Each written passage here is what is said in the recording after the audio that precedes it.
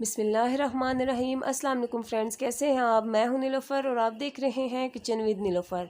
Friends, आज आपके लिए मैं ग्रीन चटनी की बहुत ही झटपट जो है तैयार होने वाली रेसिपी लेके आई हूं, जो कि बहुत ही मज़ेदार तैयार होने वाली है और रमज़ान में तो हर घर में बनती है। इसके लिए चाहिए green chillies 4, garlic 4 to 5 cloves, green coriander leaves 1 गट्ठी, ग्रीन मिंट लीव्स हाफ गट्ठी, half tablespoon salt, half tablespoon white cumin seeds और 1 tablespoon dry pomegranate anardana जो है वो मैंने ले लिया है। तो देखिए, इन सबको मैंने पीस लिया है बहुत अच्छे से। पीसने के बाद अब आपने इसमें से जितनी निकालनी है उतनी आप बना सकते हैं। मैंने 1 टेबल स्पून ले ली है। उसके अंदर मैं हाफ कप दही शामिल कर रही हूँ। अब उसको मैं अच्छे से मिक्स कर लूँगी।